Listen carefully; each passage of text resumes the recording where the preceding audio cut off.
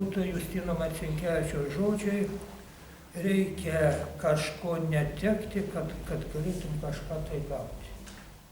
Reikia kažko netekti, kad galėtum kažką tai gauti.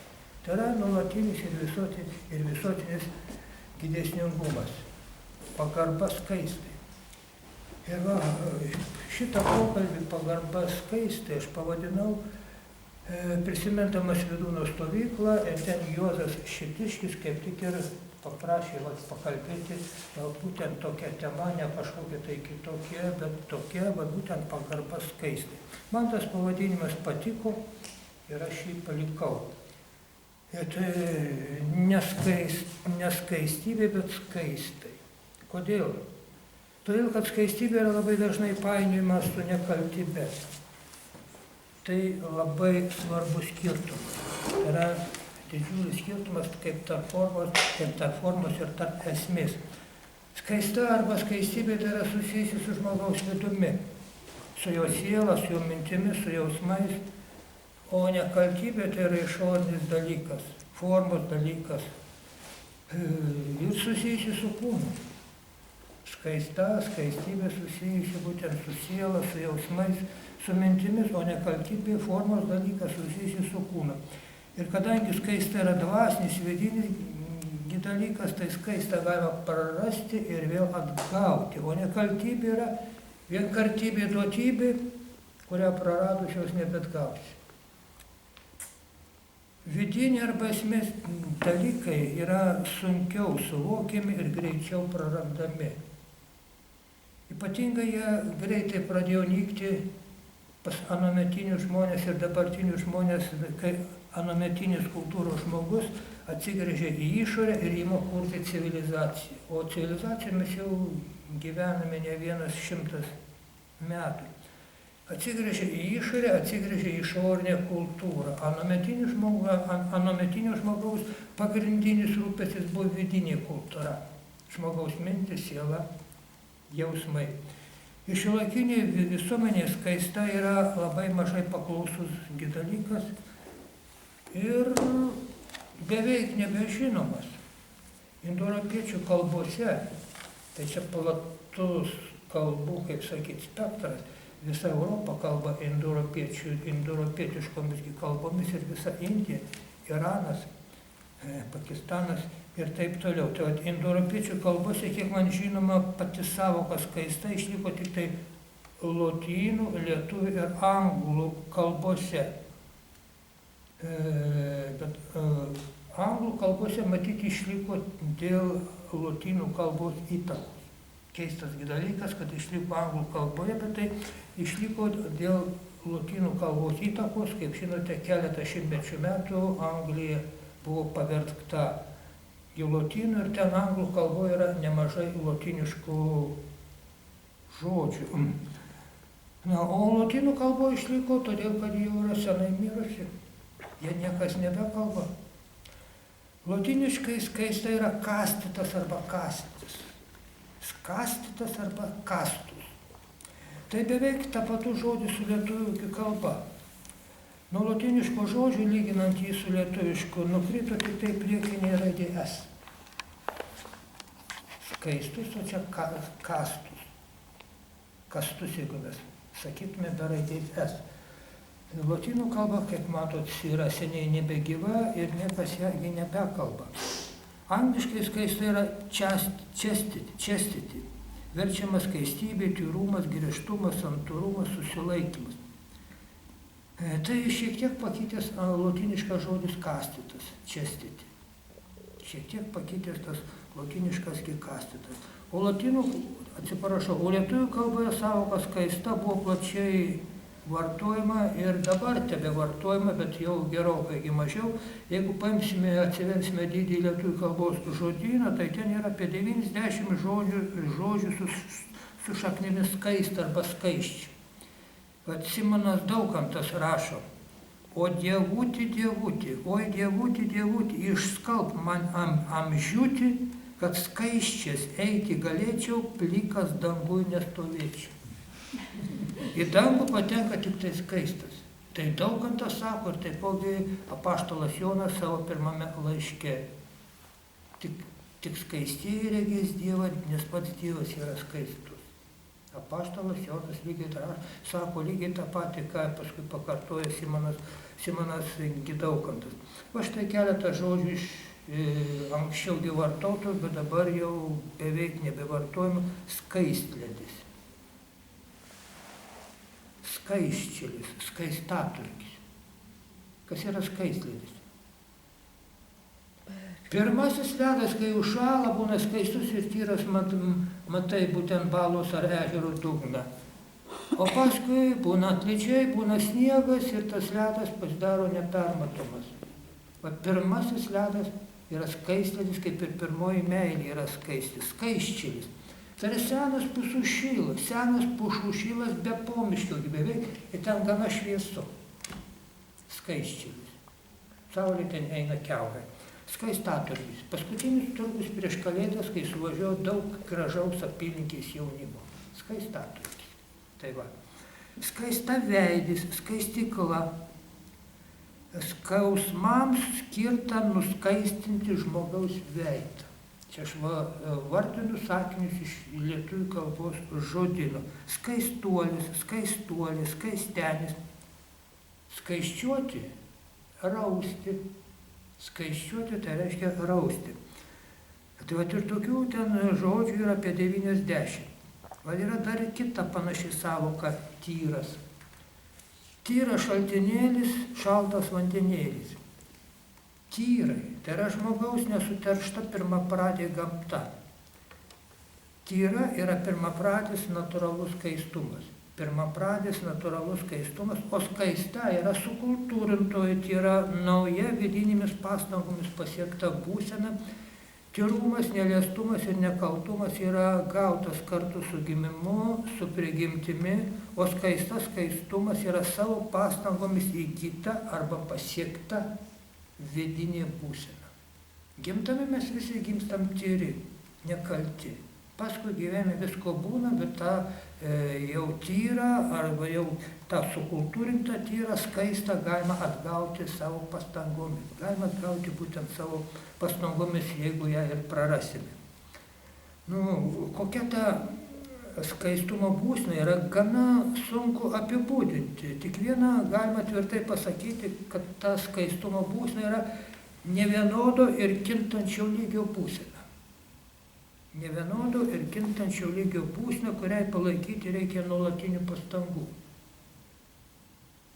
Kuriai palaikyti būtent reikia nuolatinių pastangų.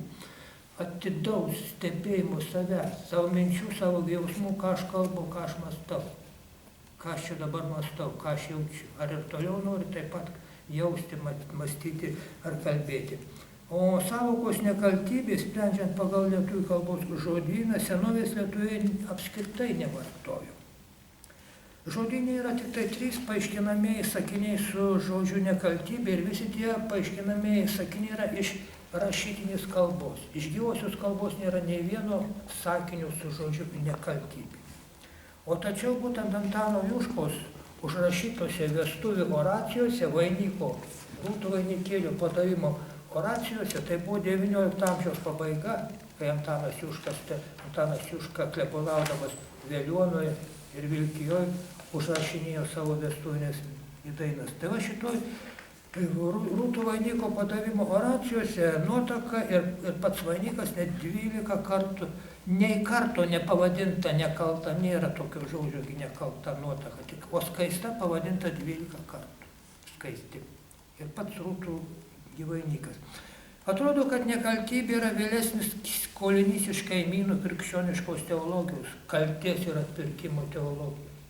Kaltės ir atpirkimo teologijos. Aš nežinau, ar jūs suprantat, ką aš taip sutrumpintai sakau, kaltės ir atpirkimo teologija. Kad mes visi kalti nuo Adomo laikų ir mus reikia atpirkti. Va, iš čia susijusi tą kaltį. Bet to žodis nekaltybė prasideda neiginiu. Neiginiu ne. Tai va, o žodžiai su neiginiais nėra tikri žodžiai, nes jie nėra pilni, nes jie reiškia tik kažko neturėjimą. Reiškia kažko neturėjimą. Ir todėl, jeigu mes vartojame žodžius su neiginiu, tai reiškia mes nežinom, kaip tą daiktą teisingiau pavadinti. Reikia tikresnio žodžio. O atvirkščiai, Prašau. ne prisideda, o atvirkščiai yra žodžių. Tai neprisideda ne į nekaltybę, o atvirkščiai. Kas atvirkščiai? Pavyzdžiui, kaltybė arba įkaltybė, pavyzdžiui. Ar kažką tokio priešingo. Apie tai pamastykit vieną geriau ir pažiūrėkite, kas išeina.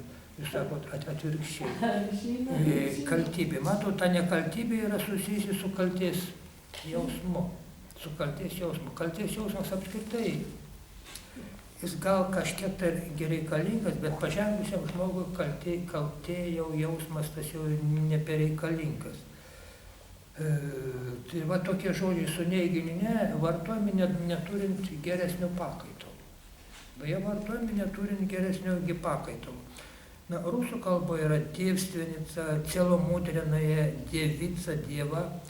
Ir lietuviškai išvertus tai būtų tyroji, tyruolė, bet neskaisti, neskaistuolė, o tyruolė. Čia yra tyroji, tai yra nelesa dievstvenica, dievstvenį lies. Tai reiškia miškas, kur nežengia žmogaus koja. Neliestas, tyras. Tai yra tas lietuviškas žodis tyra, pas juos dievstvenį. Tai yra taip kaip Dievo sukurta, kur nežengta nei žmogaus, nei koja. Ten vadinasi žmogus dar su savo pagerinimais, kabutėse ten dar nepasirodė. O žodis kaltė sujaukia supratimą apie skaistos ir skaistybės esmę. Būtent tas žodis kaltė. Ir bandysime ieškoti iš esmės, kas yra kuo būtent skaistas skiriasi nuo nekaltybės. Tačiau ir krikščioniškoje teologijoje kalbama apie skaisčią santuoką. Lotyniškai tai vadinama kasti konubis. Skasti skaistis, konubė santuoka. Ir jei skaistumą prilyginsime nekaltybei, tai apie skaistą šeimos gyvenime apskritai negalėtume kalbėti. O tačiau, kai matote, ir ne teologai kalba apie skaisčią santuoką. Tai aišku, kad skaistybė nelygu nekaltybei. Nes nekaltybės praradimas yra būtinas veiksmas gyvybei pratęsti. Būtinas veiksmas. Ir jei sutuoktiniai gyvena, išliekdami vienas kitam ištikimi, tai jie gyvena skaisčiai. Galbūt ne aukščiausio lygio skaisčiai, bet vis tiek tai yra skaista. Jie gyvena vienas kitam ištikimi. Kaip sakiau, skaista nėra vienodo lygio, ji kinta. Gali šviesėti, gali tamsėti. Kaltė, o tiksliau tamsa. Kaltė, tiksliau tamsa vyro ir moters santykiuose, lytiniuose santykiuose ar šeimyniniuose santykiuose atsiranda, kai sueitis naudojama ne pagal paskirtį. Tokios sueitis niaukia sąmonę ir gesina vidinę šviesą. Nesakau neskaista, bet sakau tamsa. Nes neskaista tai vėlgi tas žodis su neiginiu, ne tai tamsa. Neskaista iš tiesų yra tamsa. Ir dėl šito pasakyto teiginio, kad vyro ir moters sueitis naudojama ne pagal paskirtį niaukia sąmonę ir gesina vidinę šviesą, sulaukiu ir sulauksiu daugybės priekaištų ir įvairiausių kontraargumentų, tai yra priešingų teiginių. Ir man pačiam nėra lengva tai pasakyti ir suprantu, kokią ugnį iššaukiu į save. Ir nepaisant to vis tiek sakau, kad kaltė, o tiksliau tamsa vyro ir moters santykiuose atsiranda, kai sueitis naudojama ne pagal paskirtį. Jei taip nesakyčiau, tai tada pripažinčiau, kad ir aš miegu kartu su visais. Ir prabudimas dar labai toli. O prabusti reikia. O prabudimas tai reiškia atsakomybė, atsakingumas už savo veiksmus, už savo elgesį, už savo žodžius, už savo mintis. Atsakomybė, kai tu esi prabudęs. O kai tu darai tai, ką daro visi iš įpročio, tai tu miegi. Yra Vydūno 2 apsakymai. Miegas ir gyvenimas. Vienas ilgas, kitas trumpas. Važiavau garlaivį ir žiūrėjau žmonės. Visi jie kalbėjo, vaikščiojo, žiūrėjo atviromis akis, bet mačiau, kad jie visi miega. Kad jie visi miega. Kaip ir mes žiūrim akimis, sėdim, bet pasak Vydūno, tai būtent mes miegam. Ir va, tas prabudimas yra vidinis prabudimas, kai tu pajunti atsakomybę už savo veiksmus, už savo žodžius, už viską. Na ir nesvarbu, kad ir aš pats dar nepajėgiu taip gyventi, kaip aš čia jums pasakiau. Tai reiškia, su visais kartu dar miegu, bet jau noriu prabusti. Noriu būtent prabusti. Bet noriu prabusti ir eiti į šviesą. Ir nenoriu savęs teisinti labai protingais, logiškais išvedžiojimais ir pateisinimais, kurių yra labai daug ir visokiausių, kas būtų gana lengva, bet noriu skaistėdamas eiti į vidinę šviesą. Tai yra palaipsninis ėjimas. Ir netgi Antanas Maceina, tas mūsų vienas iš geriausių lietuvių filosofų, jo raštuose skaičiau labai protingus pateisinimus, kad šeimoje vyro ir moters sueitis gali būti ir reikia vartoti ne pagal paskirtį. Taip, ten labai protingi išvedžiojimai. Bet tai yra protingi. Tai yra proto dalykas, bet ne širdies. Jie yra logiški, bet juose nėra širdies. Tie visi išvedžiojimai, kiek jūs jau žinote, kiek nežinote, galite paskaityti, yra proto dalykas, logiški išvedžioti iš proto, bet juose nėra širdies, nėra jausmo. O štai Yogananda, iš Indijos kilęs jogas, yra lietuviškai jo išversta tokia knyga Jogo autobiografija. Vat jis savo knygų rašo apie savo tėvus. Sako, mama man pasakojo, kad su tėvu buvo tik 3 sueitis. Šeimoje, 7 sueitis, šeimoje 7 vaikai. 7 vaikai. Tai kas šitą vietą iš tos jogo autobiografijos, kas skaityt, kas ją prisimena? Kas mums netinka, mes neprisimenam. Kas mums skaudu, mes nuslopinam. Tokia yra žmogaus proto veikla. Tai nei gerai, nei blogai, kad žmogus galėtų gyventi nejausdamas sąžinės priekaištus tiesiog neprisimenu. O kai aš jau prisimenu, aš jaučiu sąžinės priekaištus. Tai yra sunkiau yra sunkiau. Tai yra šioks toks prabudimas. Tai yra būtent šioks toks prabudimas. Atrodo, kad skaista yra sąmonės arba vidinė šviesa. Visi dalykai turi savo paskirtį ir jeigu dalykus naudojame pagal paskirtį, šiuo atveju kalbame apie vyro ir moters sueitį, esame sąmoningesni, būtent esame sąmoningesni ir vidiniai skaistėjami. O jeigu vartojame ne pagal paskirtį, kad ir būtų tas pats kasdieninis maistas, ta vidinė šviesa niaukės ir mes savo darome žalą. Bet kokį dalyką, kurį vartojame ne pagal paskirtį, mes juo darome žalą, nors atrodo tai labai malonu, kad ir tas pats maistas, kad ir ta pati sueitis ir taip toliau. Bet ilgainiui būtent perspektyvoje tai išvirsta į vienokią arba kitokią žalą. Tada vidinė šviesa niaukėsi, skaista nyksta ir mes panyrame į tamsą. Ir niekam aš nieko nenoriu įrodyti, bet kviečiu mąstyti savarankiškai, tačiau kitokiu negu įprastu būdu. Kaip įprasta, ir daugelis žmonių sako, kaip radom, taip paliksim. Niekur nenuvažiuos, kaip radai, taip ir palikai. Tai gyvenimas praėjau, galima sakyti, nedaug ką tu ten nuveikė savo būtent vidinėme augime. Ir to labiau nieko nenoriu apkaltinti, nes, kaip jau sakiau, žodžio kaltė iš viso nereikėtų naudoti, kalbant apie tos, bent jau kalbant apie skaistą ir nekaltybę, nes jis supainioja suvokimą ir nuveda į ilgus klystkelius kaltė.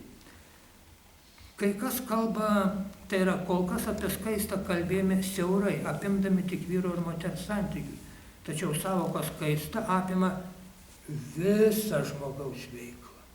Apima visą žmogaus veiklą, visus jo veiksmus, jausmus, darbus, santykius, viską apima. Taigi, bet kokius žmogaus pasireiškimus. Tačiau skirtingų lyčių santykiai, ko gero, yra pagrindinė kliūtis sąmonės šviesėjimui ir skaistėjimui. Ir kadangi lytiniai santykiai taip labai susijęs su jausmais ir geismais, tai šio klausimu mums labiausiai trūksta susivokimo. Na, vakarų kultūra linkusi į priešybės, arba taip, arba kitaip. Arba griežti draudimai, arba visiškas pasileidimas, kaip dabar yra. Arba griežti draudimai, arba būtent visiškas pasileidimas. Kitaip yra rytuose, kur tarp priešybių ieškoma vidurio kelio. Bandoma tas priešybės suderinti. Aš jau ne kartą apie tai kalbėjau, kad yra du jungtukai. Jungtukas arba ir. Arba taip, arba kitaip. Mūsų kultūra, vakarų kultūra taip gyvena. Arba, kaip sakiau, griežti draudimai, arba visiškas pasileidimas. O rytuose vidurio kelio daugiau ieškome ir taip, ir kitaip. Ir žinoma, kaip suderintas, atrodo iš pradžių nesuderinamas prieštaras, tačiau tos prieštaros tai yra viena kita papildantis dalykai. Jie nenaikina vienas kito, bet papildo. Tai yra papildomumo dėsnis, žinomas nuo senovės, tai to dėsnių yra pagrįsta visa pasaulėdara ir iš naujo atrastas bei suformuluotas Nilso Boro, vieno iš kvantinės fizikos įkūrėjų, Nobelio premijos laureatų. Tie atrodo nesutaikomi reiškiniai yra vienas kitą papildantis. Reikia ieškoti, jie nėra priešiniai, yra vienas kitą papildantis, bet gyvenime jie išvirsta į priešybės. Į priešybės. Tai va tas skirtumas tarp rytų ir vakarų aiškiai matomas palyginus vakarų Europos bažnyčias ir Indijos šventyklas. Budizmo šventyklose seksualinės scenos yra įprastas vaizdas. Šventyklose iškaltos būtent seksualinės scenos, ten yra įprastas vaizdas. Krikščioniškose šventovėse to nerasime. Vakariečiams tai būtų didelis akibrokštas arba netgi papiktinimas. Na ir pabandykime suprasti tai, ką Karlui Gustavui Jungui, lankantis hinduizmo Indijoje, lankantis šventykloje ir kalbantis su panditu. Taip indai vadina savo mokytus žmonės, tai yra šventraščių žinovus, panditai. Na, pas mus rašto žinovai būtų atitikmuo rašto žinovas, teologas. Jis kalbasi su tuo panditu ir lankosi būtent šventykloje. Va taip apie tai jis rašo Jungas savo atsiminimų knygoje. Va jis pasakoja, sako, mes ilgai su juo kalbėjomės apie šitas neįprastas kultūras, kurias tas panditas laikė priemonėmis pasiekti dvasingumą. Tas visas būtent skulptūras šventyklose vaizduojančias seksualinės scenas. Tai yra priemonės pasiekti dvasingumą. Priemonės pasiekti dvasingumą per asperą ad astra. Tai senai žinoma taisyklė, tik taip atrodo netikėtai pateikta, netikėtai pasakyta, atrodo, kad tai visiškai kažkas naujo. Ne, tai nieko naujo nėra, tik kitaip išreikšta, kitaip būtent pasakyta. Parodžiau panditui grupę jaunų valstiečių, kuri išsižioja stebėjusi tomis grožybėmis. Jis sako, aš paprieštaravau, kad vargu ar šitie jaunuoliai patiria sudvasinimą, greičiau jų galvos, žiūrint į tas grožybės, prisipildė seksualinio fantazijų. O panditas atsakė, būtent taip ir yra. Būtent taip ir yra. Kai jie pasieks dvasingumą, kaip jie pasieks dvasingumą prieš tai neįvykdė savo karus. Nepraėjo būtent per visus gyvenimo išbandymus. Tai viso to kelio, kurį reikia praeiti kiekvienam žmogui. Praeiti kelią kiekvienam žmogui. Ir todėl žmonės yra tame kelyje skirtingose vietose yra skirtingi. Ir todėl skirtingai elgiasi, skirtingai supranta tuos pačius dalykus. O mes manom, kad tas žmogus gyvena tik tą vienintelį kartą ir visi turi būti vienodai suprasta visus tos pačius dalykus. Ne, tai yra siauras požiūris. Tie patys skirtingi žmonės tos pačius dalykus suprasti gali visiškai skirtingai elgtis ir taip toliau. Ir tai yra kelias, tai yra ėjimas į šviesą būtent. Į šviesą.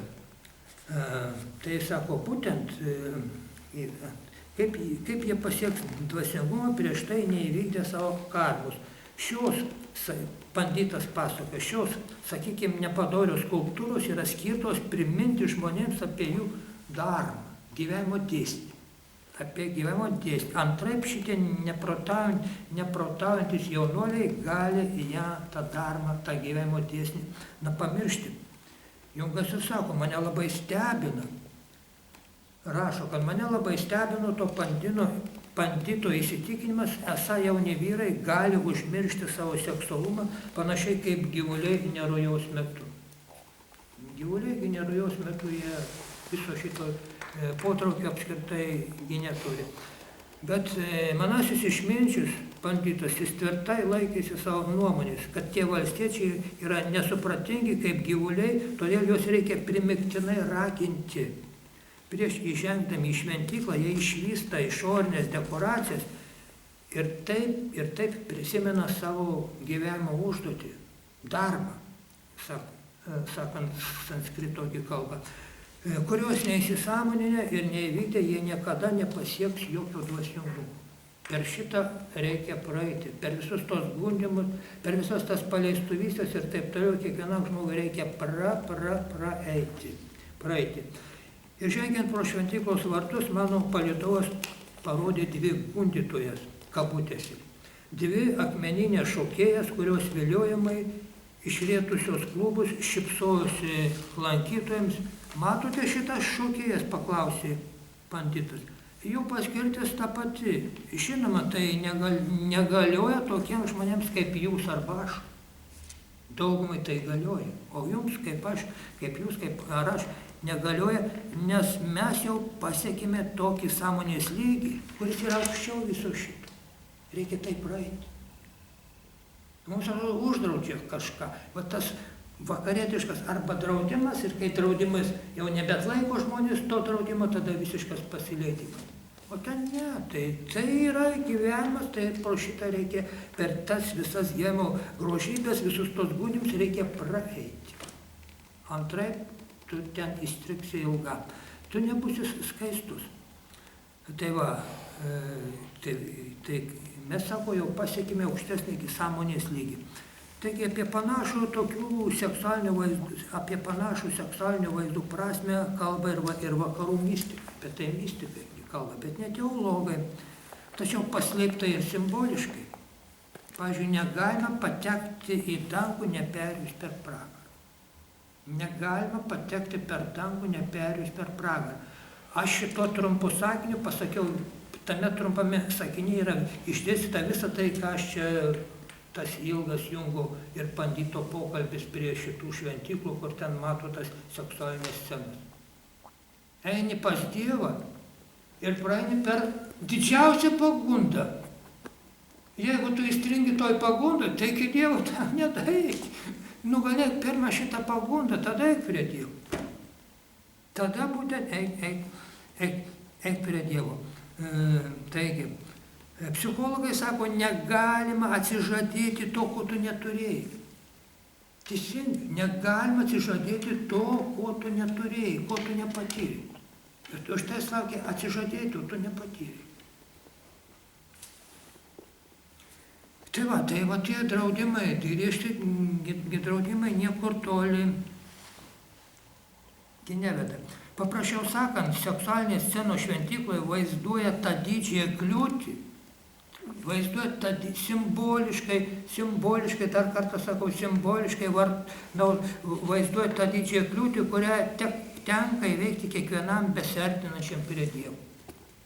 Nepraeisi, kol šita tave kliūtis sustabdys, tu nenueisi iki Dievo. Einant į šventyklą, simboliškai sakant, pas Dievą, tenka praeiti pro pačią didžiausią pagundą. Ten taip ir pavaizduota. Ir pas Dievą pateksi tik tada, kai būsi įveikę šitą didžiausią pagundą, o kol ne, tai ne. Atlieki tai, kas tau skirta, hinduistai sako dharma. Gyveni šeimos ar kažkokį kitokį gyvenimą ir atlieki tai, kas tau skirta pagal tavo išsilavinimą arba socialinę patirtį, kaip hinduistai sako, atlieki savo notavimu. Ir tai nėra nei blogai, nei gerai, nes tu darai tai, ką pajėgi. Nu vėliau pajėgsi aukščiau, Pas mus būtent va toks, kad visi vienodi, visiems taikomi vienodi kriterijai. Na taip negerai, tai netinka. Mistikai jau netaiko visiems žmonėms tų pačių kriterijų. Teologai taiko visiems žmonėms tos pačius kriterijus. Na taip lengviau. Taip yra. Slopinimas niekur toli nenuveda. Tai jau surado ir mūsų vakarų psichologija, pradedant nuo Freudo, slopinimas niekur toli nenuveda.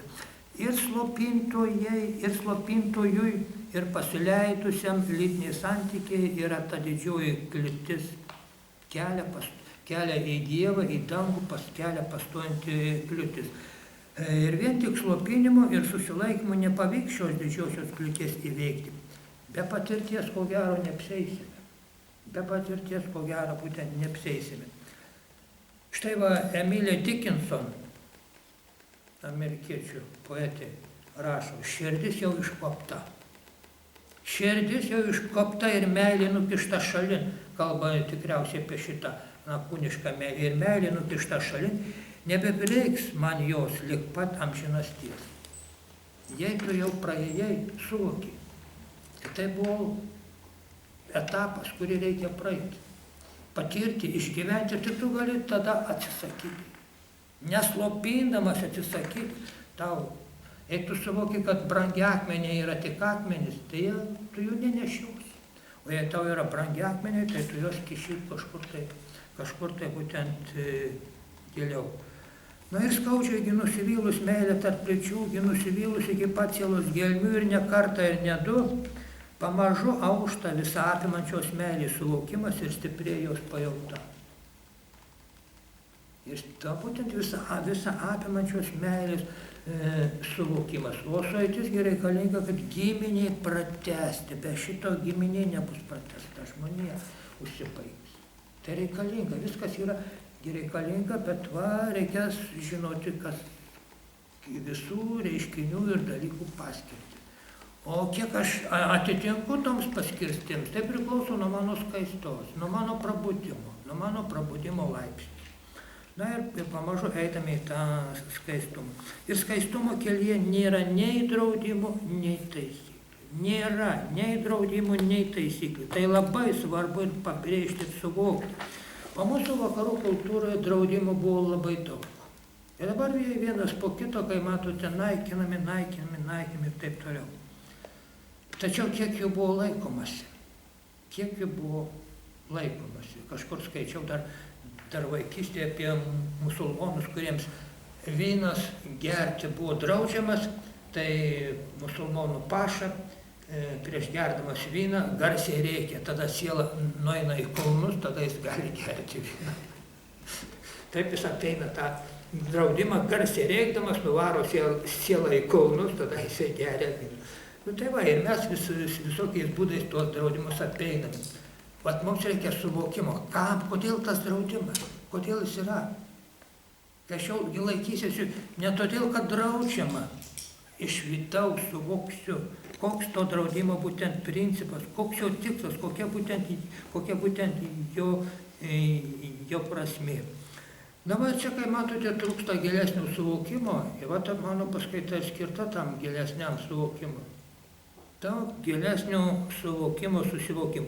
Jeigu nėra susivokimo, tai nei draudimai, nei jų panaikinimas nieko nepadės, problema išlieka. Nei draudimai, nei panaikinimas, nieko nepadeda, problema išlieka, nes, na ir dar noriu pasakyti, kad yra toks tikėjimas, kad jeigu iki mirties aš pajėgsiu susilaikyti, tai problema įspręsta. Neįspręsta. Problema neįspręsta, nes mirtis žmogaus neperkeičia. Ji tik atima iš žmogaus fizinį kūną, jo mintis, jo suvokimas, jo jausmai lieka tokie patys. Vėliau lieka tokia pati, kaip ir žmogaus jausmai, jo mintis ir taip toliau. Tik žmogus pereina į kitas gyvenimo sąlygas, o suvokimas lieka tas pats. Ir tada ten po mirties jis turės, kaip sakyti, patirti toj skaistykloje ką jisai gyvenime slopino. Slopinti ten jau nebeišeis. Va tai, kas buvo nuslopinta, pasirodys išorėje. Ten vidus tampa išorė. Tame ir reikalas, kad atseit, jeigu iki mirties slopinsiu, baigsiu slopinti, tai problema išspręsta, neišspręsta. To suvokimo mums ir labai trūksta. Draudimų ir taisyklių nėra ir Vydūno raštuose. Draudimų ir taisyklių nėra ir Vydūno knygose. Ir va šitoj knygoje, kur Vydūnas rašo apie vyro ir moters santykius, gimdymo slėpiniai, ten nei taisyklių, nei draudimų nėra. Ten visa kalba eina apie suvokimą ir susivokimą. Kam dalykai yra skirti, kokie jie turėtų būti. O kiek aš pajėgsiu atitikti jų paskirtį, tai čia kiekvieno asmeninis reikalas. Kiek aš pajėgsiu atitikti. Bet čia reikia asmeninio susivokimo. Ir kadangi ten nėra nei draudimų, nei taisyklių, galbūt ir dėl to ta knyga yra taip mažai skaitoma. Kai nėra draudimų ir tiesioginių nurodymų, kaip elgtis, tai nežinia, kaip elgtis. Todėl, kad pas mus apie tai praktiškai nekalbama. Jei neskaitume Vydūno knygų, tai reiškia dar neprabūdė savivokai ir vidiniai šviesai. Skaistėjimas tai klaidų ir nusivylimo kelias, siekiant sąmoningumo ir susivokimo. O be taisyklių iš tiesų yra sunku. Ir žymiai lengviau, kai yra nustatyta tvarka ir draudimai, tačiau taisyklės neskatina susivokimo, nes jos paslėpia lytinių santykių esmę, būtent jų paskirtį. Kai yra tik tai draudimai pasakyti, kada galima, kada ne. O esmė, susivokimo to trūksta. Reikia suvokti žymiai plačiau.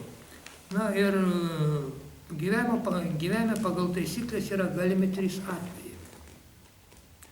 Žmogus taisyklėmis paklūsta, tikėdamasis atpildo. Kad bus gerai, gyvenime bus viskas gerai ir dar bus kažkoks tai atpildas. Antras atvejis. Žmogus taisyklės laužo, bet baiminasi būti nubaustas atpildu. Vėlgi tikisi atpildu. Ir trečias atvejis, kai visas taisyklės atmeta ir elgiasi, kaip jam patinka, va štai dabar mūsų vakarietiška kultūra. Mūsų būtent vakarietiška kultūra. Kur tas elgesys nuves, tai vėlgi kitas klausimas. Tai reiškia, kad nei vieni, nei antri, nei treti nėra susivokę. Tokius dalykus tokie dalykai apie juos turėtų būti kalbama mokyklose. Bet specialiai tie dalykai yra išmesti. Buvo paruoštas vadovėlis lytinio ugdymo. Ne švietimo, bet ugdymo. Čia teologijos fakultete ten yra katedra, aš neprisimenu, kaip jį vadinasi, katedra, kuri užsiima tais reikalais ir paruošė tą vadovėlį, bet jis nepripažintas ir atmestas. O paleista būtent ta programa, kurią skleidžia, nežinau kaip pavadinti, leftistai, ne leftistai, vaivorykštiniai, galbūt šitai. Gražus pavadinimas, nieko neišeidžiantis, bet vaivorykštiniai, kurias paleista būtent šita programa. Ir žmonės, kaip sakyti, nieko aukštesnio negirdi. O patys tikriausiai nelabai ieško. Vydūno knygos yra, bet kas jas skaito. Bet būtent kas jas skaito. Galbūt iki Vydūno knygų yra šiek tiek, jos yra per aukštai, tą lytinio ugdymo, būtent ne švietimo, bet ugdymo, kelimo aukštyn. O apšviesti, kaip ten viskas vyksta, tas seksas ir jis apšviestas jau. Ugdyti, tai reiškia kalbėti apie jausmus, apie dvasią, apie sielą, ne tik apie kūną. O šitokių programų pas mus nėra. Buvo anksčiau, o dabar dingo, negalima. O negalima todėl, kad žemė yra žmonių per daug. Kai lytiniai santykiai tampa palaidi, kultūra savaime išnyksta, žmonių skaičius mažėja, o visuomenė sensta. Senėja, ką dabar mes matome akivaizdžiai mūsų vakarietiškoj kultūrų. Ieškom būtent priežasčių, o priežastis gali būti ir kitoj vietoj. Taigi, o kai draudimų ir taisyklių nėra, o žinoma tik esmė. Esmė tai yra sekso paskirtis, yra gyvybės pradėjimas. Yra nepalyginamai sunkiau, nes reikia pačiam susivokti, kaip elgtis ir pamažu augti ir skaistėti, šviesnant savo virpesius. Žmogus apskritai yra virpesiai. Na ir žinoma, to jau pat kyla klausimas. O kaip malonumas, susilaikydami nuo sueities mes to malonumo taigi netenkame. Tai pradžioje aš ir perskaičiau Marcinkevičiaus mintį. Reikia kažko netekti, kad galėtum kažką tai gauti. Kad kažką galėtum gauti. Kažką reikia prarasti. Kad kažką galėtum gauti. Taip iš pradžių mes neteksime to malonumo, bet vėliau pamažu skaistėdami atrasime šviesesnį malonumą. Atrasime kitokį šviesesnį, visai kitokio lygio malonumą. Kaip skaistėti ir savyje rasti vidinę šviesą? Rašančio apie tai nėra jau tiek daug. Ne tiek jau daug. Rašoma apie dvasingumą, maldas, meditacijas ir kitokias įvairias dvasinės praktikas, apie tam tikrus pasiekimus ir netgi tam tikrų galių vidinių atsiradimą, išugdymą, kurias išugdysime atlikdami tam tikras dvasinės praktikas, o apie sąmoningumą, o apie susivokimą ar vidinę šviesą labai retai kur rasi. Apie dvasinės praktikas yra, ne tiek jau daug, bet yra, o apie sąmoningumą, vidinę šviesą labai retai kur rasime. Visos Vidūnų knygos yra apie tai. Ir kas atsitinka, kai žmogus ieško tam tikrų pasiekimų ar kažkokių galių, bet ne vidinės šviesos, apleisdamas vidinę šviesą. Na va, ir daug aiškinti labai nereikia visų tikriausiai. Aš šiandien nepateiksiu daug pavyzdžių, bet toks labai akivaizdus visiems žinomas pavyzdys tai yra mūsų mokslas. Kada žmogus vystė techninės galias, bet pamiršo save.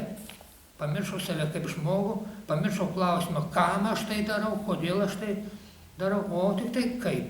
Va, išvystė tas galias ir pagamino atominę bombą, gamina elektrą, bet jį naikina visus. Dabar pagamino dronus, greitai bus pietiniai dronai, ir jie pirmiausia nutaikyti į žmonės. Ir jie pirmiausiai nutaikyti niekur kitur, o į mus pačius. Į mus pačius, vat nėra tos vidinės šviesos. Kodėl aš jos? Kodėl būtent aš jos gaminu? Apie tos pačius dalykus galima kalbėti labai skirtingai, nors esmė lieka ta pati. Skaistumas, skaistėjimas yra daugiaplanis dalykas ir vadinamas įvairiais visokiais vardais. Sąmonėjimas, sąmonės šviesa, švara, prašviesėjimas, nušvitimas. Tai vis apie skaistėjimą. Vienaip ar kitaip apie skaistėjimo reikšmę rašo visi dvasiniai mokytojai ir apie tai kalba visos dvasinės mokyklos. O visokio vienaip ar kitaip apibūdinto skaistėjimo pagrindas yra sąmonė. Visokių vienaip ar kitaip apibūdintų skaistėjimo pagrindas yra sąmonė. Ir Vidūnas rašo, kad sąmonė gali būti skirtingo intensyvumo, tai yra skirtingo skaistumo, skirtingo šviesumo. Kitaip sakant, sąmonė gali šviesėti, skaistėti arba tamsėti, niauktis. Ta pati sąmonė. Skaistėti, šviesėti arba leisti žemyn ir tamsėti, niauktis. Na ir Vidūnas išvardė 3 sąmonės skaistumo lygius. Niukus arba tamsi sąmonė. Gyvesnė arba šviesesnė sąmonė. Ir labai šviesėjanti sąmonė. Tokia sąmonė, kaip sako Vidūnas, yra labai mažai įtakota kūno, jausmų ir minčių. Visas tokios sąmonės turinys yra nušviečiamas iš labai aukštos aukštybės ir platybės. Iš ten ateina ta šviesa į sąmonę. O mūsų tamsa į sąmonę ateina iš apačios. Iš apačios.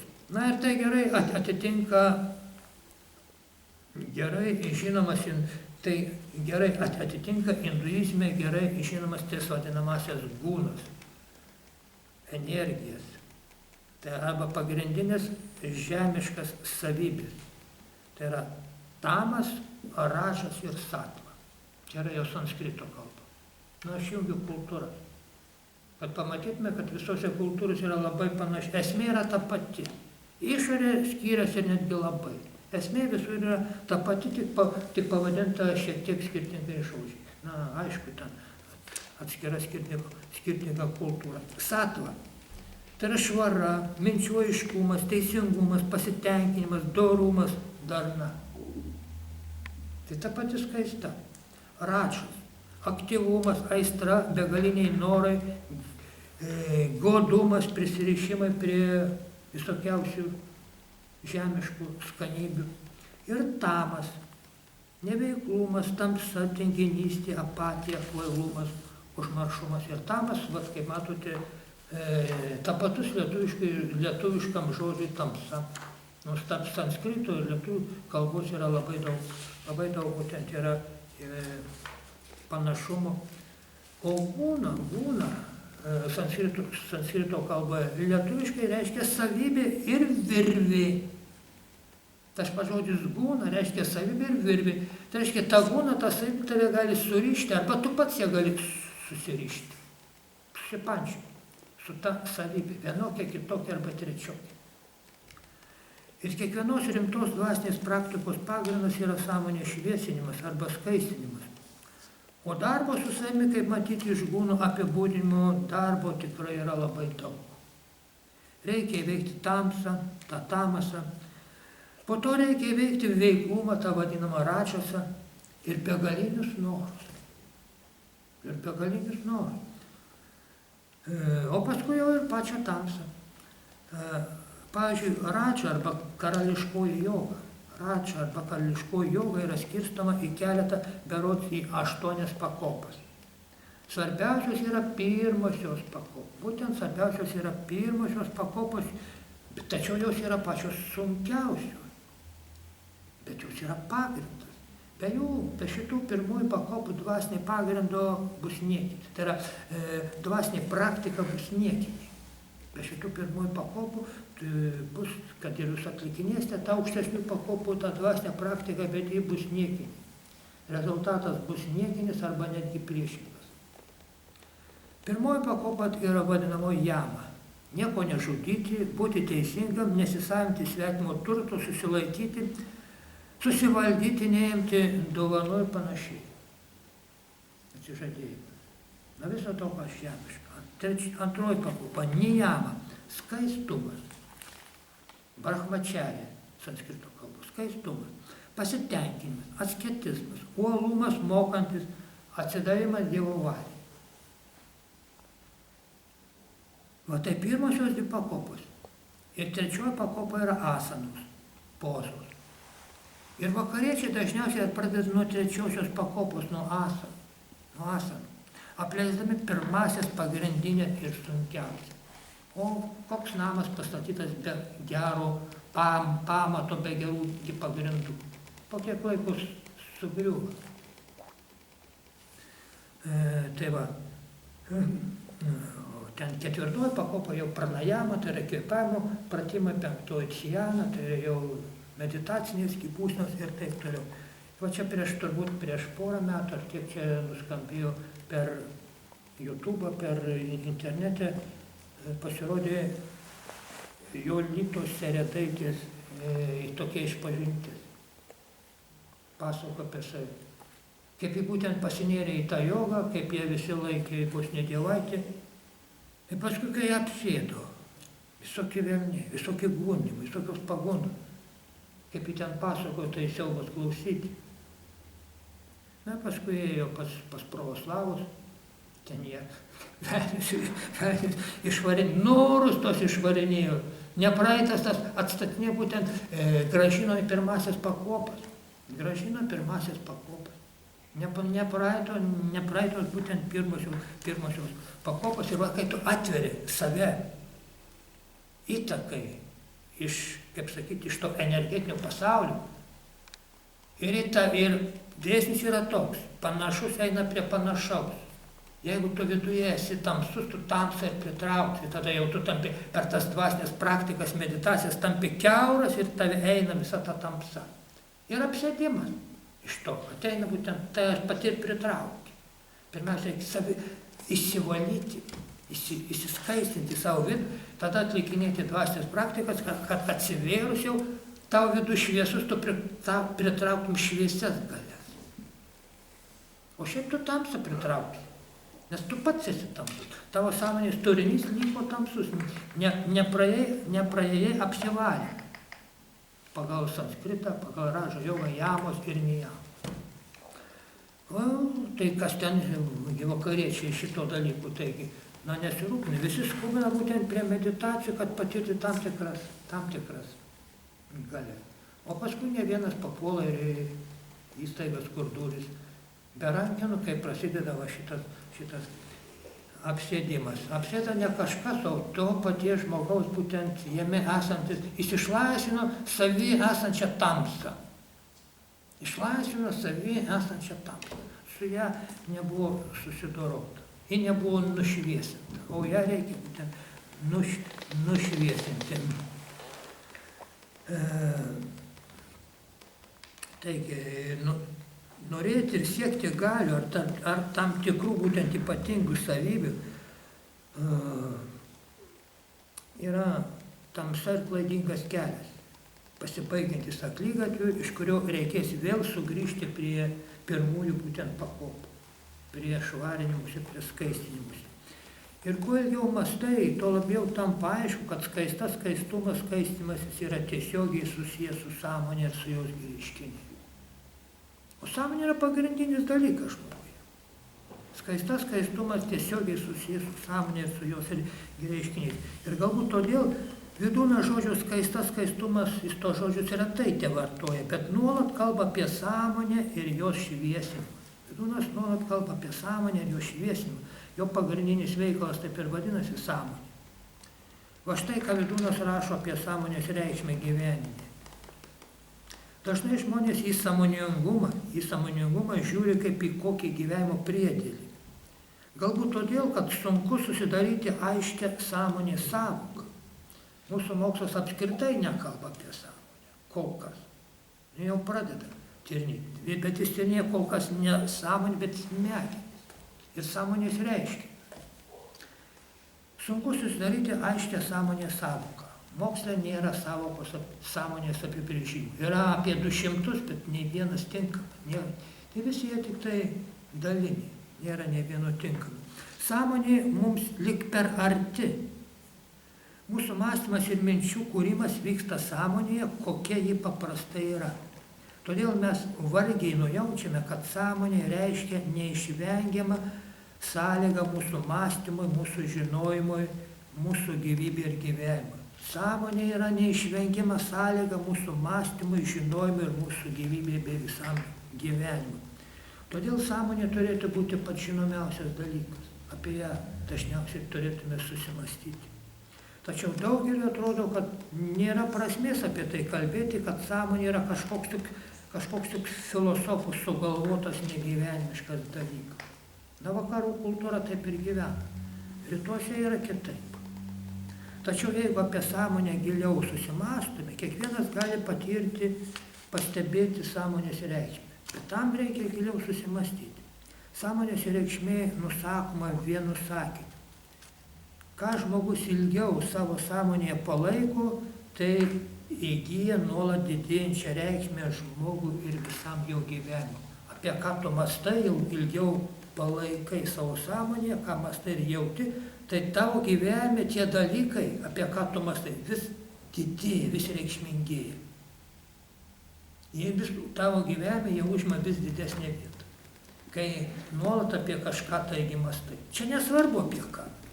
Dėsnis yra dėsnis. Jis tinka, tu gali mąstyti apie bet ką ir apie ką tu mąstysi, tai tas tavo mąstymo objektas vis tavo gyvenime užims didesnį vietą. Tavo gyvenime užims vis didesnį vietą. Na ir kitas svarbus dalykas apie sąmonę yra tai, kad tą sąmonę mes galime valdyti. Galime valdyti nukreipdami savo dėmesį vienur arba kitur. Sąmonės, pačios sąmonės galbūt mes ir beveik nevaldome, tačiau galime valdyti savo dėmesį. Išeina, kad dėmesys yra ypatinga sąmonės laikysena, arba dėmesys yra tiesiog sąmonės sinonimas. Jeigu aš dėmesingai ką nors žiūriu, jau aš esu sąmoningas, dėmesingai, suvokdamas, ką matau, norėdamas suprasti, kas tai per dalykas, kas tai per reiškinys dėmesingai žiūriu. Klausiu savęs, kas čia tinka man ar ne. Tai jau aš esu prabudusios sąmonės, dėmesingas. Ir tai labai svarbu ne tik suvokti, bet mokytis valdyti savo dėmesį. Tik taip mes galime skaistėti ir šviesinti savo sąmonę. Pastebėti, kokios mintis manyje sukasi. Ar aš ir toliau noriu taip pat mąstyti, ir taip pat jausti tą mąstymo objektą vis didinti, plėsti savo gyvenimą. Ar aš noriu nukreipti mintis kažkur tai būtent kitur. Na va, ir pavyzdys, apie to, ką aš kalbu, galbūt geriausias yra Vydūno pateiktas pavyzdys, tai ką jis vadina geismų penėjimu. Jeigu aš mąstu apie savo tos žemosius jausmus, aš juos maitinu. Vydūnas sako, penį. Penima kiaulė nutunka. Taip ir žmogus mąstydamas apie žemosius jausmus, penėdamas juos savo mintimis, savo jausmais juos nutukina. Ir jie iš pradžių buvo gal ir nelabai stiprus, paskui jie tampa vis stipresni ir tie nupenėti geismai pavergia žmogų. Ir tai vadinama geismingas mąstymas. Vat visi mūsų politikai ir dauguma žmonių mąsto logiškai, mąsto protingai, bet geismingai. Jų mintis valdo jausmai, geismai. Ir tie nori, pasilti nori. Tai dabar vyksta protestai už laisvą žodį. Labai gražus pavadinimas, bet paslėptas noras būtent išlaikyti savo pozicijas, išlaikyti savo kėdę, išlaikyti pinigus turimus ir panašiai. O už laisvą žodį. O tai yra savęs apgaudinėjimas. Viešai žmonės save apgaudinėja ir daugelis žmonių to tiki. Ir patys jie taip apsigaudinėja, kad čia eina kalba už laisvą žodį. Kad čia yra protestai už laisvą žodį. Ne, eina čia už visai kitus dalykus. Ir žmonės patys savo meluoja, patys save apgaudinėja. Čia yra tamsa. Čia yra tamsa, kuri, kaip matau dabar, pas mus labai daug tos tamsos yra visose gyvenimo srityse. Reikia labai gerai pamastyti, kas po šito reiškiniu slypi arba po tuo pavadinimu slypi. Na ir šiuolaikinė psichologija neskiria jausmų nuo geismų. Psichologija kalba tik apie emocijas, kurios vienaip ar kitaip verčia žmogų elgtis. Ne mintis verčia žmogų elgtis. Emocijos, jausmai arba geismai. Emoveo. Emocijos kilęs nuo lotiniško žodžio emoveo, tai reiškia judinti. Aš galiu mąstyti, bet jei nekyla emocijų, nekyla jausmų, geismų aš neveiksiu, nieko, nėra energijos. Tad protas tai yra jungtis tarp minčių ir jausmų. Ir geismų. Tai va, emocijos labai dažnai valdo žmogų. Ir tokiu atveju nėra nei sąmoningumo, nei skaistumo, yra tas, kaip Vydūnas sako, geismingas mąstymas. Geismai pavergia žmogų. Na va ir gilesniam susivokimui reikia skirti jausmus nuo geismų. Jausmai yra tokios būsenos, kurias žmogus gali valdyti. O geismai tai yra stiprus jausmai, kurie jau žmogų valdo. Jausmus pats žmogus valdo, o geismai valdo žmogų. Ir tik valdydamas savo dėmesį, žmogus gali šviesinti savo sąmonę ir to pačiu skaistėti. Na ir reikia pasirinkti arba žinoti, kur kreipti savo dėmesį. Reikia žinoti, kas žmogui yra svarbu, kas yra svarbiau ir kas yra svarbiausia. Kas yra svarbu, kas yra dar svarbiau ir kas yra svarbiausia. Ir atitinkamai būtent pasirinkti. Na, Vydūno aiškinimas yra gana paprastas, vaizdus ir gana aiškus. Tai va 4 pagrindinės žmogaus gyvybės rytis. Kūnas, jausmai, aukščiau, toliau eina mintis ir dar 4 lygis dvasia siela. Vat 4 lygiai. Ir visą tai paklūsta vyresniškumo arba hierarchiniam principui. Kūnas yra pačiam žemiausiam lygiui. Kūnas turi paklūsti, kaip sakyti, viskam. Aukštesniem lygiams. Paklūsti būtent aukštesniems lygiams. Svarbiausia būtent yra dvasia siela, nuo kurios priklauso žmogaus mąstymas, mintis.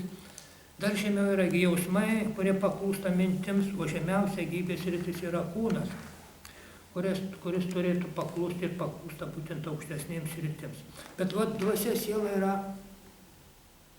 ant tiek skirtinga substancija, tiesiogiai kūno dvasia siela neveikia, visiškai skirtingi ir pesi. Dvasia siela tiesiogiai veikia mūsų mintis. Va čia yra panašu. O mintis veikia mūsų jausmus ir tik jausmai veikia kūną. Dvasia siela jų kūno neveikia, nei jausmųgi neveikia, ji veikia tik tai mintis. Ir tam, kad mes galėtume pajausti dvasios sielos įtaką, reikia tylos, reikia nurimti, parimti savyje, pamatyti savo vidų, pamatyti, kokios mintis man yra, pajausti, ką aš mąstau, ką aš jaučiu. Ir va tada, kai aš nurimsiu, tada mane pasieks tai, kas sklinda iš dvasios sielos ir šviesins mano mintis. O šviesa sklinda iš ten, iš dvasios sielos. Bet kol aš nenurimstu, nebūnu tyloje, tai ta šviesa nepasiekia manęs. Aš jos tiesiog nejaučiu. Va, ir todėl reikia tos ramybės. Kaip ir būtų anksčiau adventas. Ramybės, tylos, susikaupimo ir maldos metas. O dabar, kai matot, tamsa pavirsta šviesa, triukšmas, dovanų pirkimas, bėgiojimas, lakstymas, apie susikaupimą nėra nei minties. Apie susikaupimą, maldą, pasiruošimą tam įvykiui, kas man jie vyksta. Ir švęsdami pilnatvės po to mirti.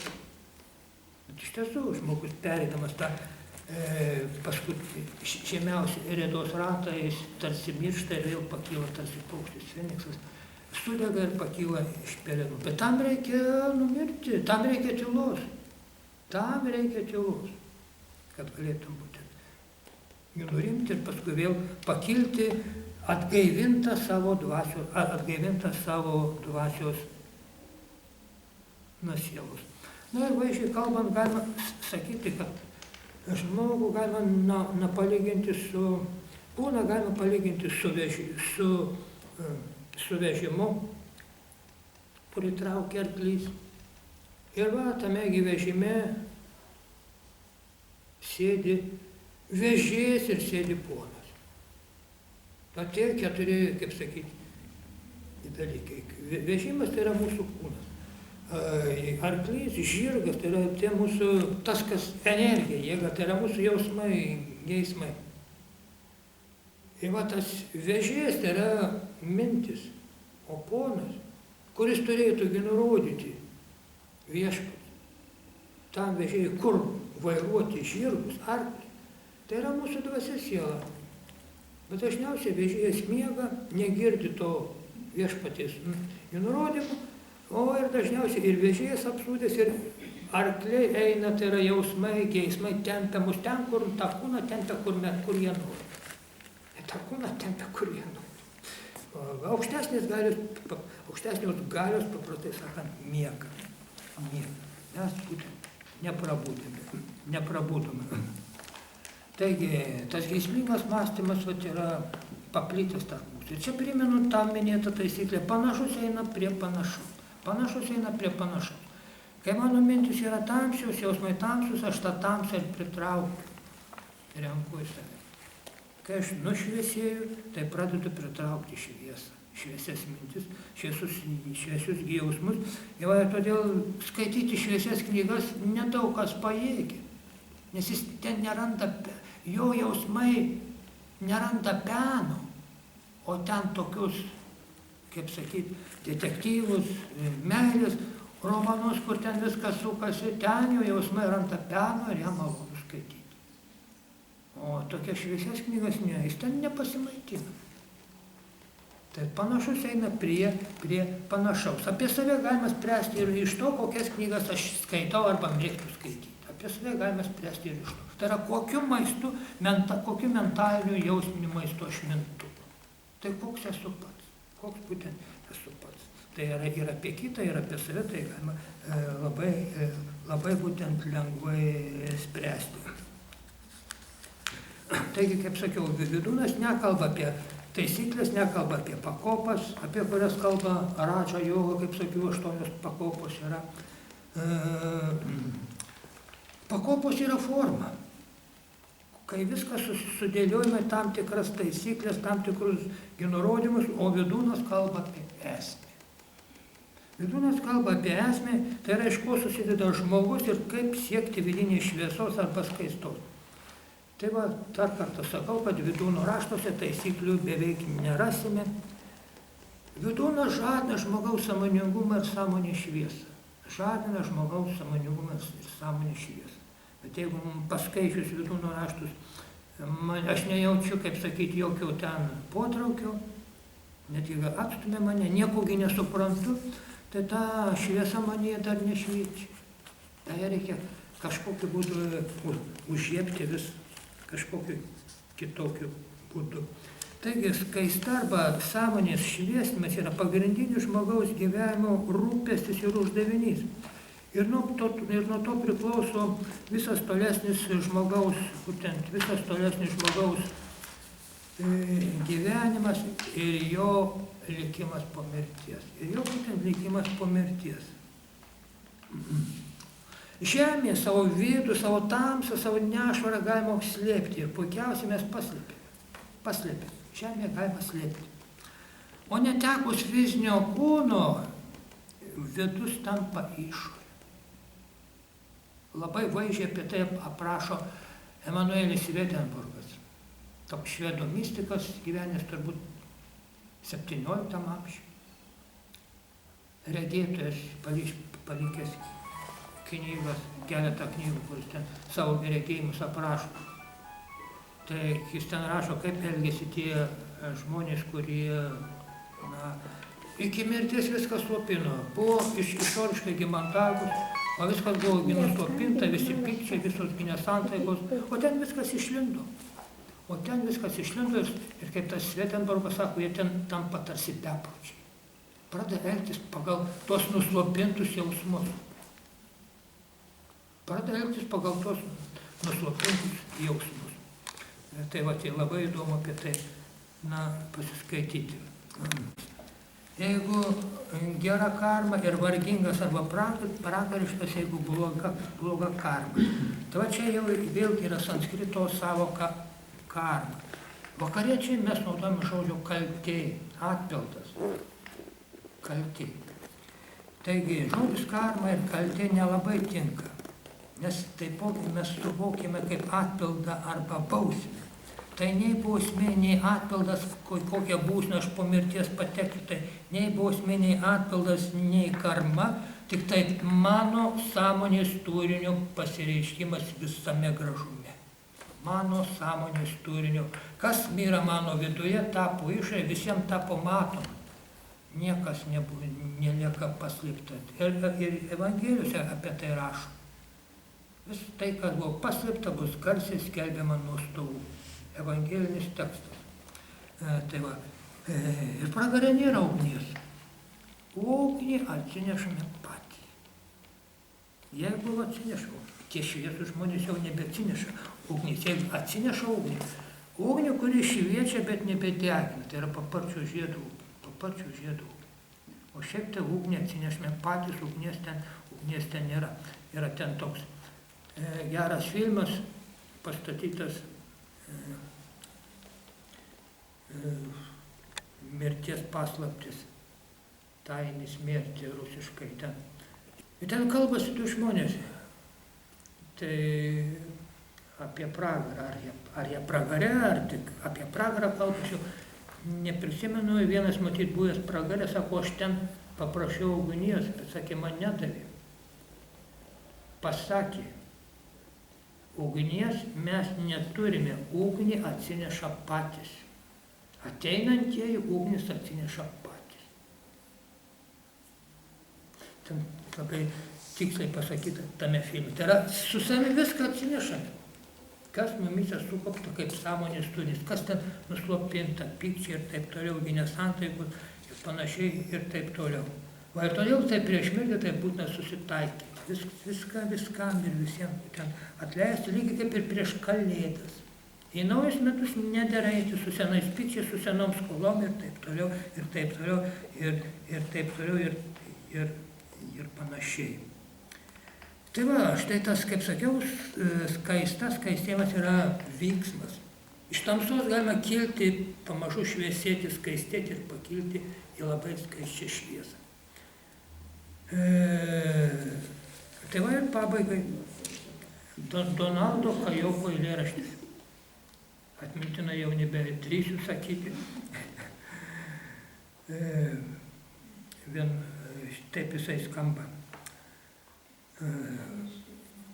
Kalba yra simbolinė, bet kokia mūsų kalba yra simbolinė. O taip, aš vyrų 1000 turėjau, kol netikėtai vieną pamilau. Ta meilė, kur už atgailą giliau, aukščiau už dangų, o atleisk tvėrėjau, aš atsiduodu tau kaip dulkė, kur bemesi. Bet myliu vien tave, o 1001, kaip myli visą meilę išmylėjus. Va šitame eilėraštyje sudėta visą tai, ką aš papasakau. Tam trumpam eilėraštį. Ką aš čia bandžiau taip ilgai pasakoti. Apie tai galima kalbėti būtent dar ilgiau. Per šviesėjimas, palaipsniui, būtent palaipsniai dalykai. Tai nuo to mūsų skaistumo priklauso ir mūsų sveikata, ir mūsų kūnas, bet tai čia jau atskira kalba, atskiras dalykas. Internete radau tokį keturrailį, užsirašiau. Patiko, tai aš jums perskaitysiu. Būk šviesa, kurioje viskas auga. Būk daina, kurią visi dainuoja. Būk tiesa, kurios visi laukia. Būk žolė, jei ta žolė tavo vardu bus pavadinta. Čia paslėptai pasakyta, o tiesioginė pasakyta, aš pakeičiu paskutinį eilutę, tiksliau sakant, paskutinės eilutės pabaigą. Būk žolė, kurią visi mindo. Bet ir pirma eilutė, paslėptai, simboliškai pasakyta. Būk žolė, jei tavo vardu ji bus pavadinta. Simboliškai pasakyta tas pats, ką aš pasakiau, tiesiogiai, kurią visi mindo. Jei tavo vardu pavadinta ta žolė, tai tu pats esi. Tu pats esi ir ją visi mindo. Taip ir turi būti. Taip ir turi būti. Va čia yra labai gili esmė, čia yra gilus suvokimas. Kad žmogus yra prieštara tarp pačios aukščiausios šviesos ir pačios juodžiausios tamsos. Tai reikia savyje kažką tą šviesą iškelti, o tamsą paversti humusu, trąša, mėšlu, kad jį pereitų į tą energiją, kuri gamintų šviesą. Anglis, nafta, matot, kokie juodi, purvini dalykai, o va štai čia ta pati anglis šviesa sklinda, perkeista. O ten katiluose, ten katilus, kur kūrena pečkurius, ten kokie dūmai, suodžiai, juoda ir taip toliau. O čia vat kokia šviesa, viskas persikeičia. O taip ir žmogus, taip būtent yra ir žmogus. Kieno tie žodžiai? Prašau? Tie žodžiai kieno? Paskutiniai? O nežinau. Aš turbūt radau, atsiuntė man tą poetą, ten kažkas ten buvo paveiksliukai ir ten teksto buvo. O kieno čia, aš nesvarbu kieno, svarbu, kad man patiko. Ir kad jums patiko. Kieno tai nesvarbu. Autoritetas būkite pats savo. Patiko gerai, kieno nesvarbu. Tai yra mintis nežino užtvarų. Mintis nežino užtvarų. O dėl šito autorinių teisų aš tam nepritariu. Ne, mintis yra įskirta visiems. Jie nežino jokių užtvarų. Ir dažnai žmogus neplagijuoja, tiesiog jam ateina ta pati mintis. Jis pagauna tą pačią mintį. Sako, kitas anksčiau pagavo, parašė, išleido. Sako, plagijavo, nusirašė. Tiesiog ateina ta pati mintis.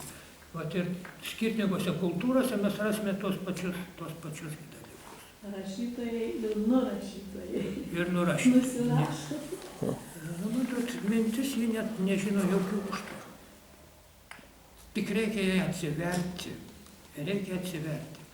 O pritrauksiu tokias, koks pats būsi savo viduje. Panašus eina prie panašaus. O šitą reikia atsiverti. Panašus eina prie panašaus. Tu tą pritrauksi, koks pats esi savyje. Ir tu būsi šviesus, visiems linkėsi gero, nieks tavęs nei prakeiks, nei nužiūrės, nei kažką taip kitaip pagadins. Naudosis. Atšauks nuo visi tie burtai, visi tie blogi linkėjimai nuo tavęs atšauks. Nes visiškai skirtingi dalykai. O jeigu būsi juodas, tamsus, su blogu, linkėsi kitiems blogų, tai tu pats prisitrauksi. Iš aplinkų. Tai šito mes nesuvokime, kad žmogus yra ir kūnas atskiras, klasikoje medžiaga, atskira medžiaga, klasikinis objektas, jis yra ir kvantinis, jis yra laukai. Mūsų palaukai, nematomi laukai. Ir jie būtent sieja mus su kitais žmonėmis. Atrodo, kad mes atskiri žmonės, tačiau tik išoriškai atskiri, tik taip fiziškai atskiri. Va šitam kvantiniam lygiai, dvasiniam lygiai, energetiniam lygiai, minčių lygiai, na kaip be pavadinti, mes esam susieti. Visi esam susieti. Ir todėl va, pykti ant kito, tai pykti ant savęs. Neatleisti, tai neatleisti savo. Ir panašiai ir taip toliau. Mes esam visi būtent susieti. Ir tą patiriam ir iš kitų. Vaikai tai labai ypatingai jaučia. Jautrus žmonės, tai jiems sunku būti, jautriems žmonėms sunku būti tarp žmonių. Jeigu jis pataiko į kompaniją, kur žmonės yra mandagus išoriškai. O viduje ten visokios intrigos rezgasi. Tai skaisčiam žmogui ten sunku būti. Nors nuo jo ir atšauka, bet ten jis nepasimaitina būtent savoji maistu. Būtent stebėkite save. O taip savo vidų. Kaip aš reaguoju į vienus dalykus ir kitus dalykus. Pabendrauju su vienu žmogumi ir man sukilo tam tikros mintis, tam tikri jausmai. Su kitu pabendrauju, visai kitos mintis, visai kiti jausmai. Ir žiūrėkite, kur kokybė geresnė. Jeigu ten prasta kokybė minčių iš jo ateina, tai kam jums draugauti? Pasirinkite su tais, kur šviesu. Bet tam, kad galėtum su šviesiu žmogumi bendrauti, pats turėtum būti šiek tiek šviesu. Kitaip pačiam nebus malonu. Panašus visada eina prie panašaus. Panašaus tai kitaip nebūtų. Šiaip fiziškai priešingi poliai vienas kitą traukia. Fiziškai, tai yra žemės dėsniai, fizikos dėsniai, medžiaginiai dėsniai, kaip ir magneto priešingi poliai. Vienas traukia, tai vyras ir moteris vienas kitą priešingai traukia. O dvasiniam lygiai jau yra kitaip.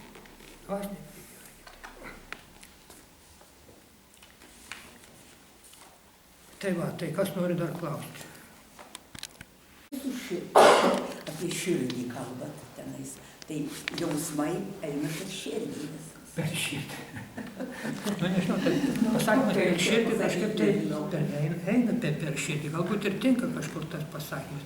Jausmai eina iš širdies.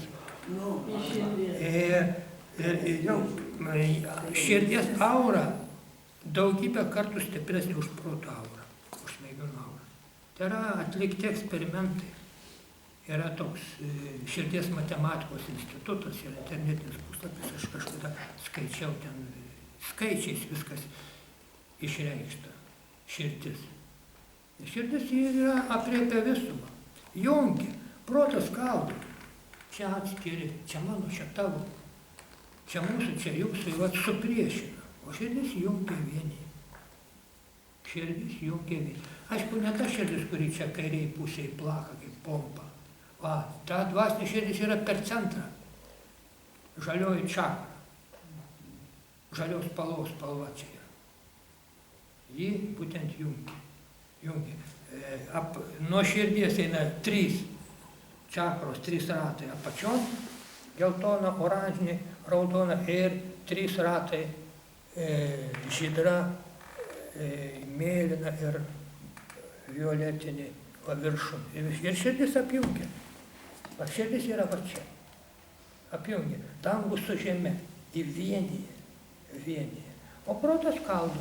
Nu taip ir turi būti. 2 prieštarus. 2 priešingi mąstymo būdai. Ir per tai mes gauname visą tą mūsų kultūros, civilizacijos įvairumą, skalę ir taip toliau. Tai pasireiškia, kaip sakyti, įvairumas, margumas. Pasaulis gražus yra, todėl kad yra tos priešybės. Jeigu būtų viskas viena, tai būtų nuobodu. Tos priešybės yra gerai, tik reikia pradėti gaudytis, kas yra kas. Kas vertinga, kas vertingiau, kas mažai visai vertinga, arba neverta, o kas labai vertinga. O ne taip, kad dabar pavadinai bet kokį dalyką vertybę ir jau tu jau imi kaip tikrą. Ne, tą vertybę reikia pakramtyti, išbandyti, pajausti visokiais būdais, apie daug kur pasikalbėti su kažko, paskaityti, senovinę išmintį. Jau tada nuspręsi, ar ta tariama vertybė yra iš tikrųjų vertinga, argi tik tai, kaip sakant, taip pavadinta. Patys būkite sąmoningi, kuo mažiau pasitikėkite kitais. Ypatingai šiais laikais, kada viskas parduodama už pinigus ir va toj reklama mums viską kiša ir kiša. O kiek mums reikia tų? O svarbiausia yra santykiai. Žmogus yra santykių mazgas. Kokie tie mano tarpusavio santykiai? Va tie santykiai, jos laiks nuo laiko pagal seną išmintį prieš Kalėdas atstatomi. Atstatomi, kad vėl galėtume iš naujo pradėti naujus metus. Į naujus metus nedėra eiti su senom skolom, su senais pykčiais ir taip toliau. Reikia pradėti iš naujo, tarsi nuo nulio. Tai visose senose kultūrose buvo vienokios arba kitokios apeigos. Kai kuriuose tautose, kultūrose, senovai per naujus metus netgi karalius buvo nuimamas nuo savo sostų, nuo karūnos ir vėl iš naujo karūnuojamas. Vėl viskas prasideda iš naujo. Amžinojo sugrįžimo mitas. Yra tokia Mircės Eliadės knyga. Sukasi ir sukasi šitas ratas. Metų ratas. Pavasario metas, žiemos metas, pjūties metas, tekėti metas, vidurdienio metas. O laiko nėra, laikas yra proto išradimas. Laikas yra būtent proto išradimas. Kai jis sukasi ir sukasi, jis yra amžinas. O va, tas proto išrastas laikas atseit. Bet čia yra tik tai protė, viskas tas vyksta. Tikrovė to nėra. To laiko tikrovė nėra. Čia yra proto išradimas. Jis labai mums padėjo sukurti civilizaciją. Padėjo pavergti žmogų. Žmogus tapo laiko vergu. Viskas minutėm, sekundėm suskaičiuota. Net milisekundėm. Jie turi paklusti tam laikui. Anksčiau savo metas, pusryčių metas, nakties metas, pjūties metas. Su laikrodžio laiku metų laikas nesusijęs. Gali atsipalaiduoti. Pats jauti, kur čia tau eiti. Valgyti, ar kur jau rugius pjauti, ar ten kažkur dar kitur eiti. Būni gyveni atsipalaidavę. O dabar tik laikrodį, va jau skubu, jau vėluoju, jau reikia skubėti. Ir tekinas bėgu. O laiko tai nėra, čia protų sugalvotas dalykas. kaip čia skirtingai, pavyzdžiui, infarktas, insultas. Reiškia, yra skirtingi dalykai, reiškia, čia ligos. Bet faktiškai yra taip susiję. Vienu miršta, kaip sakyti, nuo insulto, kiti nuo infarkto. Širdis ir protas, smegenis. Tai insultas ir infarktas priklauso tai ligų kategorijai. Tai yra širdies kraujagyslių ligos. Insultas tai jau yra kur smegenyse, ir dažniausiai būna, o jau infarktas čia kažkur kraujagyslėse širdies plote užkemša. Skirtingi. Ir miršta, reiškia. Ir visi miršta. Tai nieko čia nuostabaus, visi mes atėję šitą pasaulį iš jo turėsim išeiti, turėsim palikti. Šitas pasaulis yra vaiduoklių pasaulis. Šitas pasaulis yra vaiduoklių pasaulis. O dabar aš kaip tik prisiminiau, taigi dar sakiau, kur aš čia nukišau. Jurgį Baltrušaitį man čia Juozas Šipiškis padovanojo rusų kalbą, lietuvišką turėjau. Rusų kalbą nebuvau skaitęs. Ar kas esat skaitę Jurgį Baltrušaitį? Nuostabus dalykas, paskaitykite. Lietuviškai yra po rinktinė, rusiškai buvo išleista rinktinė. Jis priklausė sidabrinio amžiaus poetams. Briusovui ten visokie, Mandelštamui ir taip toliau, buvo labai garsus Rusijoje. Rašo taip pakelėjančiai. 2 eilutes išrašiau. Pirmą paskaitysiu rusiškai, o paskui pabandysiu išversti lietuviškai. Вся мысль моя тоска по тайне звездной. Visos mano mintis žvaigždžių slėpinio ilgesys. Вся жизнь моя стояние над бездной. Visas mano gyvenimas stovėjimas virš bedugnės. Kelia žmogų aukštyn šviesa, o tamsa tai ta bedugnė, kurios mes stovim. Nedaug, tai reikia, kad paslystum į tą tamsą ir nukristum. Tik ačiū Dievui, iš tamsos visada galima iškilti. Taigi visos mano mintis žvaigždžių slėpinio ilgesys. Ir visos mano gyvenimas tai stovėjimas virš bedugnės. Tai va, kaip ir medis, žmogus kaip ir medis. Šakomis į dangų, šaknimis į žemę. Šaknų reikia. Medis be šaknų neauga. Taip ir mes be šaknų neaugam, be kūnų. Reikia, būtinai. Tik reikia mokėti tinkamai apseiti. Viskam yra paskirtis. Ir tą paskirtį suvokime ir naudojam būtent šviesėdami, skaistėdami. Ir va keliame šakas į dangų. Ir žmogaus gyvenimas prasmingas tiek, kiek jis yra susietas su anapusybė. Jeigu žmogaus gyvenimas nėra susietas su anapusybė, tai kokia jo prasmė? Gyvensi 10 metų, 30 ar 60 ar 100, 120. Kokia prasmė, jeigu su tuo ir pasibaigi? Jokios prasmės nėra. Jis yra prasmingas tiek, kiek yra susijęs su anapusybė. Vat mūsų protėvių, nuometinių žmonių kultūra, viskas buvo susijęta su anapusybė. Viskas. Čia tik tai vat atėję. Mes tokie, kaip sakyti, sapnuotojai, kurie atėjo pasisemti tam tikros patirties. Ar dar dėl kažkokio tai to. Tai gerai, ačiū už kantrybę, gerų visiems švenčių, šventų ramių kalėdų, laimingų naujų metų. Ačiū. Ir jums.